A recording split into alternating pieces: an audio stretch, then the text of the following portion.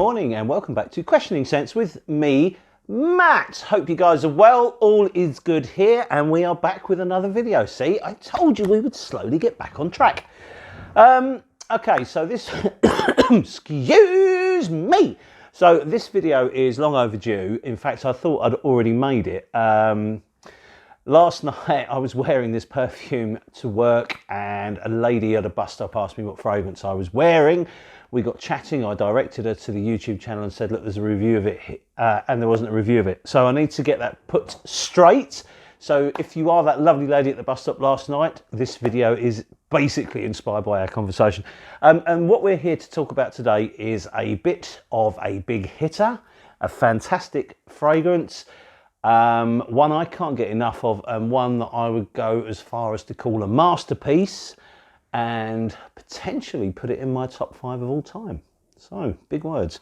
Okay, we're here to talk about, as the title of the video would have already given it away, so there's no point ratcheting up suspense, Frederic Malle's The Promise by Dominique Ropignon. And what a fragrance this is.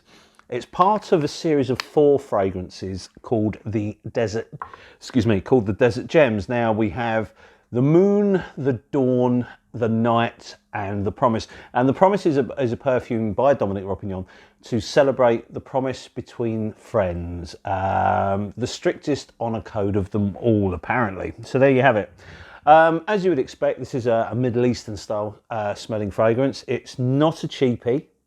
We are back in expensive territory. This 50ml, if you were to buy it retail, will cost you around £172, and it's about £250 for 100ml. Now, this is an incredibly potent perfume, so you probably would be okay with a 50ml. Now, recently we were talking about this one, which is Le Mensatin from Louis Vuitton, which I said was a fantastic fragrance. It is, but it is massively overpriced. This one, I don't think it is. I think it's an expensive perfume for a reason, because it's absolutely brilliant. Anyway, enough waffle. What we're going to do is I'm going to have a little spray now, then we will go through the notes and we will discuss the perfume, who can wear it, what's it suitable for, and another one that smells very, very similar to it, which I don't have. So I will reference the slightly cheaper alternative. Okay, so I am wearing it now. So I'm going to put on the tiniest of sprays, because as I say, this is really, really potent stuff. Okay, and the thing is, I mean, if that spray, I only barely touched it, and look how much has come out. It kicks out fragrance like nothing on earth. The atomizer here is turbocharged. Okay, so we'll go through the notes. On the top, you have apple, you have pink pepper, and you have rosemary. Then we have Bulgarian rose, and we have Turkish rose, and we have clove. Underneath that, you'll have cypriot oil or nagamotha. Then you have patchouli, you have labdanum, you have castoreum, and you have ambroxan. Quite a lot going on there. And what you really need to do is just understand how this sits in with the Desert Gems collection from Frederic Malle, because they're all kind of Middle Eastern big hitting fragrances that all celebrate oud. This one, however, as you'll have noticed by the note listing, has no oud in it. However, because of the nagamotha, which is often used in perfume, or cypriol oil, is often used to kind of give a representation of oud. It does actually smell quite an oudy fragrance, but there is no oud in it at all.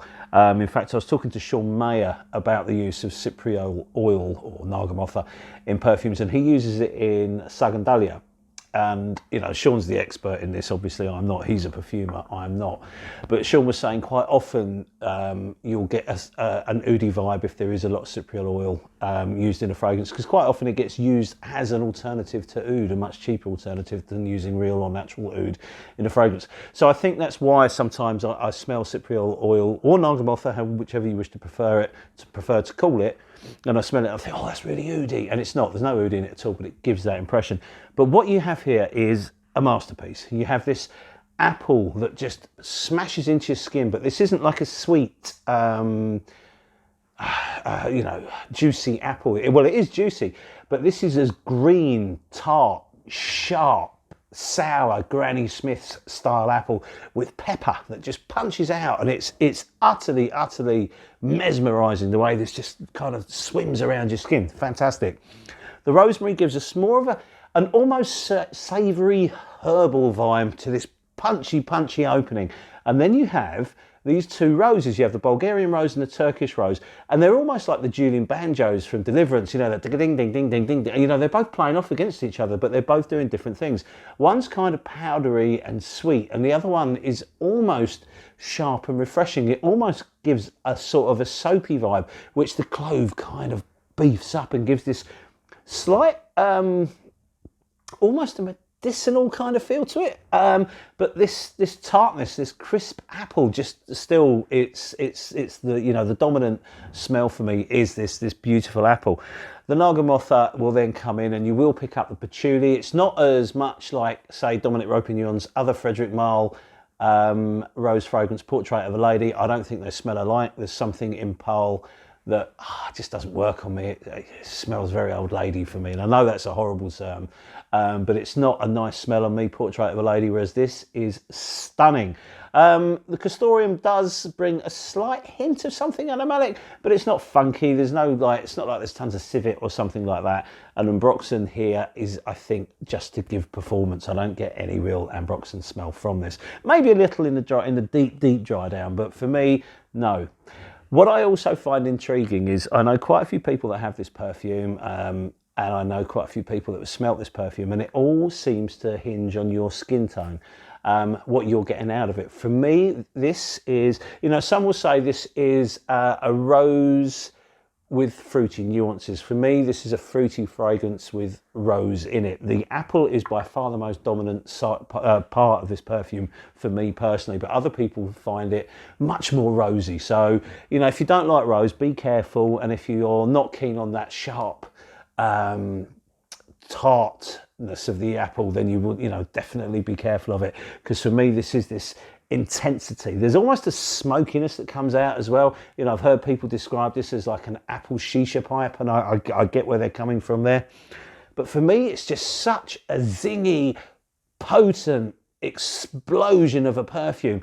The depth in this and the blending is phenomenal. This is an exciting perfume to wear. It smells fantastic. It's one I'd love to smell on other people, and it's also got to be said that the performance on this is biblical. This is super strong. It's incredibly potent, massive sillage, massive projection, extremely long lasting. When I referenced the lady I met last night at the beginning of the video, she picked up on the fragrance, and I was standing 2 or 3 feet away from her 7 or 8 hours after applying it. So that tells me that I've oversprayed it, which isn't a surprise. And B, it's extremely potent. Now, I often overspray because quite often I'm working on my own, like I was last night. And then, you know, this voice said, "Can I ask what perfume you're wearing?" I was like, "Oh, blimey." And as I say, that was like 6 or 7 hours after applying the fragrance. So in terms of performance, it's super strong. And that's why you're going to be all right with a 50 ml, because this is going to last a long time. And I've been wearing it a lot. Trust me on that one. A little of it goes a very long way, so it's really easy to overspray. So just be careful with it, because it is a stunning fragrance. So when's it going to be good to wear? Well, for me, because it's a heavy fragrance, you would instantly think this is going to be like a winter fragrance, but I think this is going to be an all year rounder. I think there's so much sharpness and fruitiness from this apple at the top that, for me, as I said before, stays the whole length of the fragrance.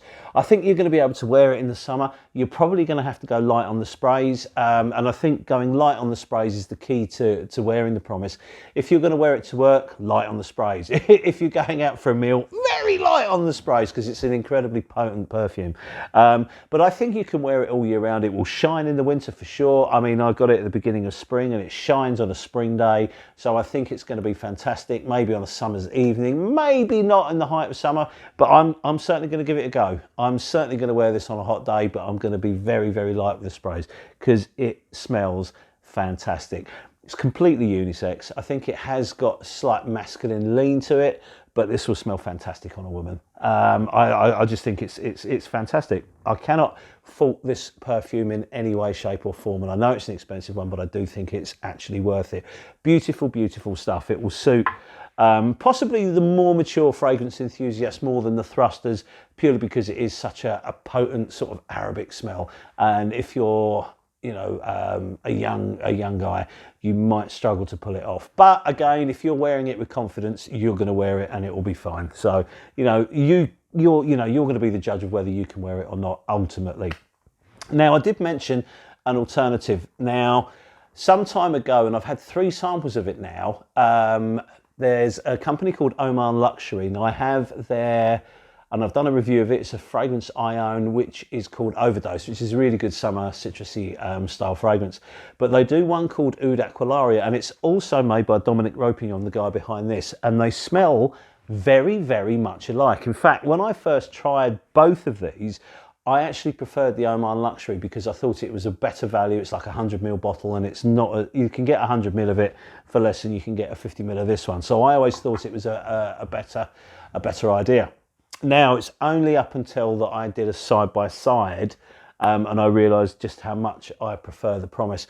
It's got more depth to it, it's punchier, it's got much more performance, it's got stronger sillage, it's got more depth, it's just that little bit richer in every single way. However, the other one, the Oud Aqualaria from Oman Luxury, is a fantastic fragrance. So if you want to experience this without the cost and get something incredibly similar by the same perfumer, then I highly recommend Oud Aqualaria from Oman Luxury.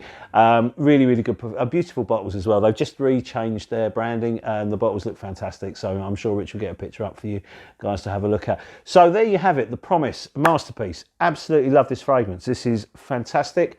I think this is going to have to always be in my collection.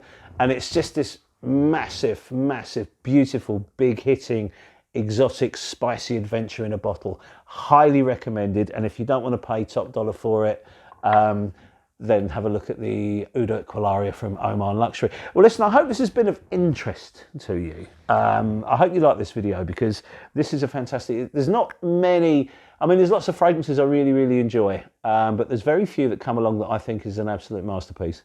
And this is certainly one of them. So there you have it. My take on The Promise by Frederic Malle. Thanks very much. We shall see you on the next video. Cheers. Thanks, and bye.